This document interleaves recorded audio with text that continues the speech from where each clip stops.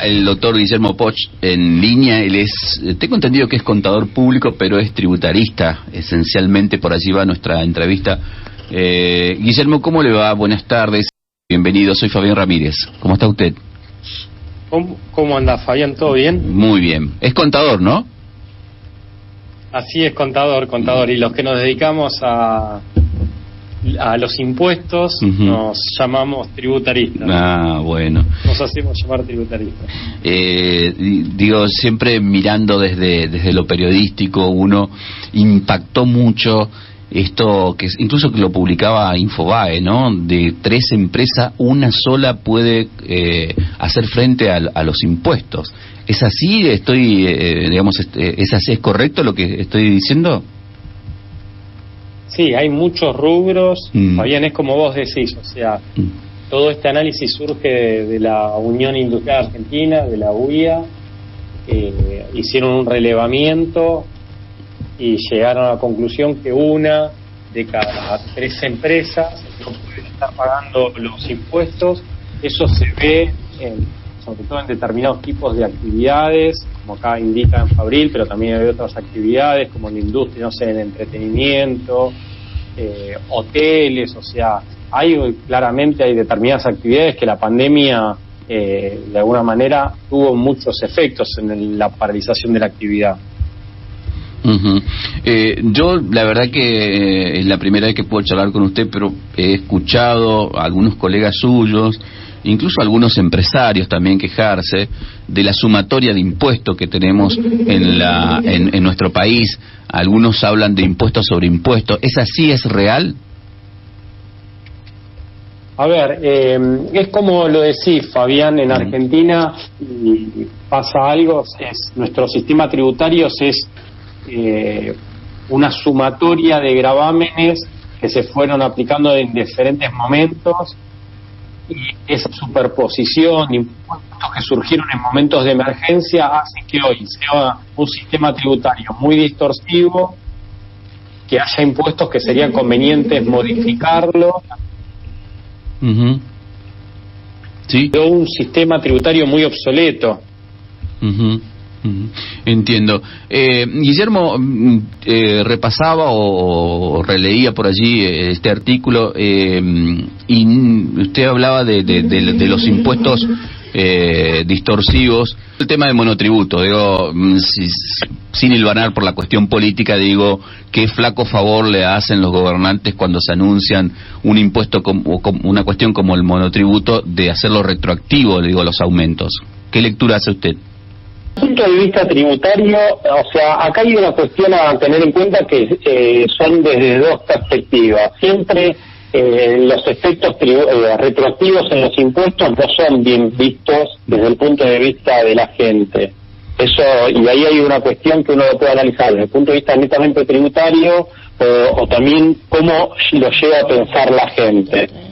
Desde el punto de vista, llamarlo profesional, técnico, la retroactividad es válida, pero ahora cuando vos pones el termómetro en el clima social, siempre genera mucho impacto y de manera negativa. Tal es así la situación de que el gobierno presentó un proyecto para modificar la ley y que ese retroactivo no se cobre. Y en adición se está incluyendo una moratoria. Con lo cual los hechos hablan por sí mismos, Fabián. O sea, ahí lo que yo te quiero transmitir es siempre el efecto retroactivo genera ruido en la gente.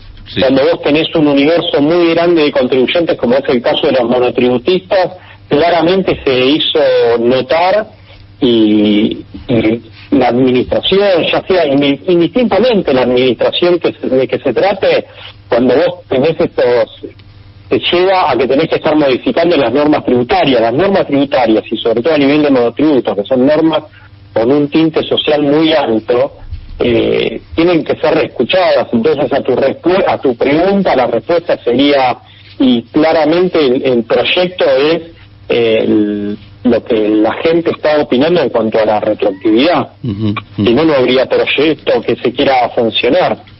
Entiendo. Guillermo, con respecto a los tributos nacionales, digamos, en compañía de los tributos provinciales. El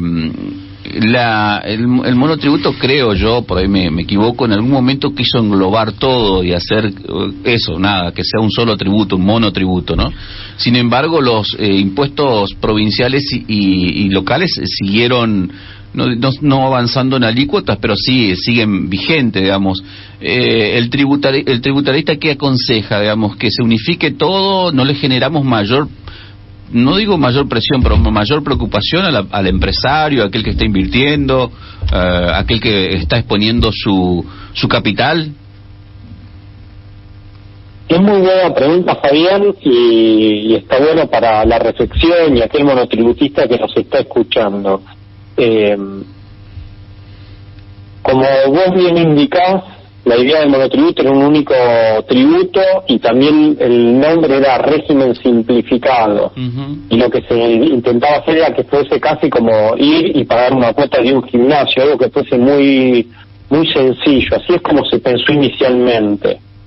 Desde el momento cero ya surgió como algo que tenía sus complejidades y con el correr del tiempo, más que simplificarse, se fue haciendo cada vez más complejo. Uh-huh. Y a esto le agrega la complejidad de impuestos, como la liquidación de impuestos sobre los ingresos brutos, o que a veces, tal vez por eso, están ingresando a regímenes que pueden tener las provincias, como puede suceder en Ciudad Autónoma de Buenos Aires, que tiene también un régimen de monotributo. Ahí claramente me parece que es lo que te decía con anterioridad, las administraciones, o sea, las administraciones, la dirigencia política se tendría que juntar y decir, bueno, a ver, en este momento coyuntural, en donde necesitamos otros tipos de gravámenes que tengan más en consideración la situación de las empresas, cuáles son las que están en ganancias, cuáles son las que están en pérdida, me parece que deberíamos juntarse y generar un sistema tributario que sea mucho más sencillo. Uh-huh.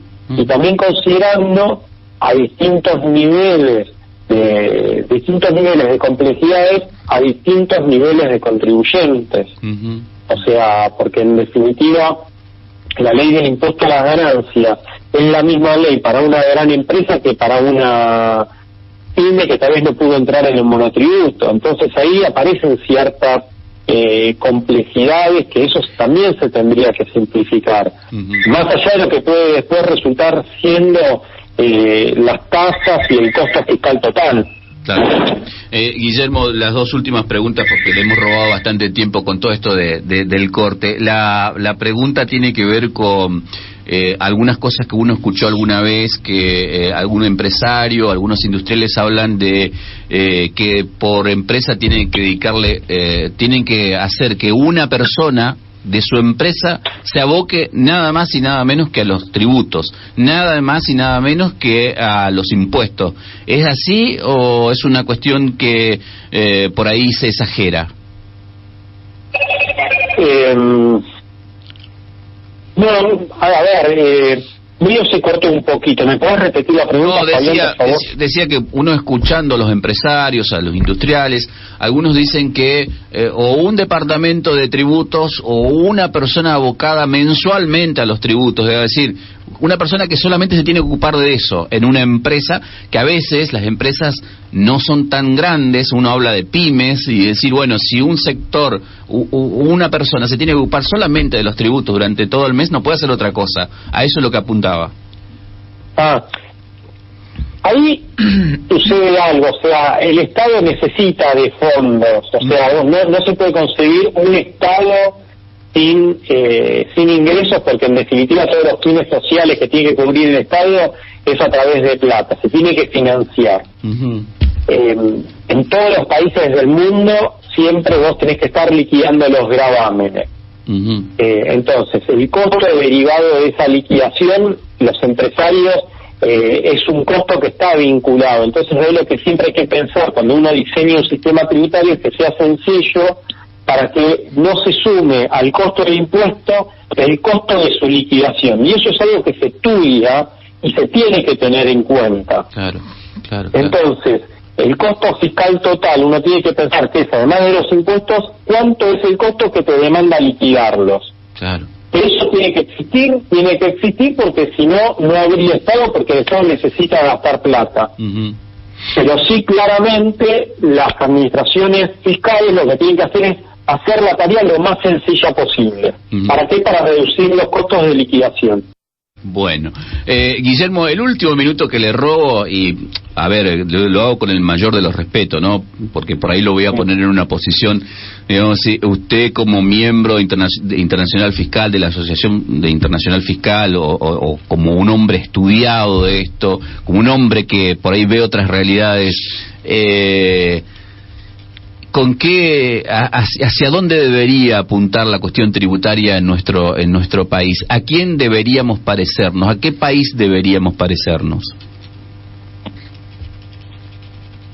Es muy buena la pregunta, me lleva a reflexionar. Los sistemas tributarios lo que tienen que propender es atraer inversiones. Una de las situaciones que se analizan es el costo tributario. Entonces, geográficamente, uno está ubicado en una región que tiene una tasa promedio de tributación, ¿sí? Y eso, la ubicación geográfica no es menor. Entonces, lo que vos tenés que hacer, y algo que sucede, es que los estados, llámese los países, compiten para ver quién atrae más inversiones. Entonces, como todos, no va a salir periodísticamente, estamos compitiendo tal país contra tal otro, eso no surge, pero claramente se sabe que sucede. Lo que uno tiene que tratar de buscar es estar por debajo de los niveles de tributación de la zona donde uno está, para que en definitiva atraer la inversión. Sí. Tiene una complejidad mayor que a veces uno puede, por determinados beneficios que reporte ese país, tener una tasa tributaria un poco más alta.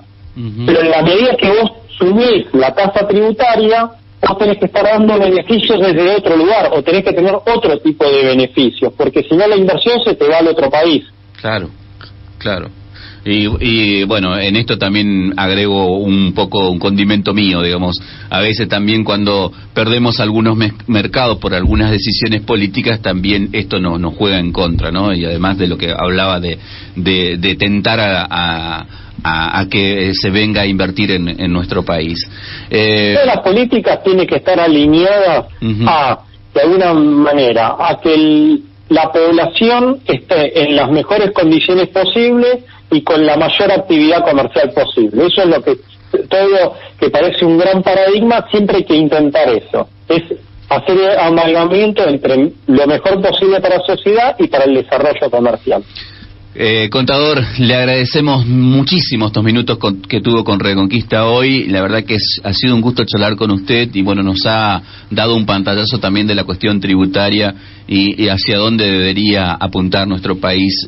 Nosotros aquí en el programa, hoy no está Gustavo, que es el conductor habitual, pero siempre dice que deberíamos hacerle por allí un reconocimiento bien grande a la gente que sigue invirtiendo, que sigue motorizando empresas, que sigue pensando en empresas en un país donde muchas veces, como usted decía, por ahí no se tienta a la inversión.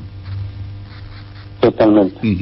Así que gracias por atendernos, Por favor, muchísimas gracias y a disposición. Hasta luego. Ahí estaba el contador Guillermo Poch. Él es contador público de la Universidad de Buenos Aires, tiene un posgrado de Finanzas y Derecho Tributario, tributarista, nos había marcado también desde allí de la producción poder hablar con un tributarista en esto.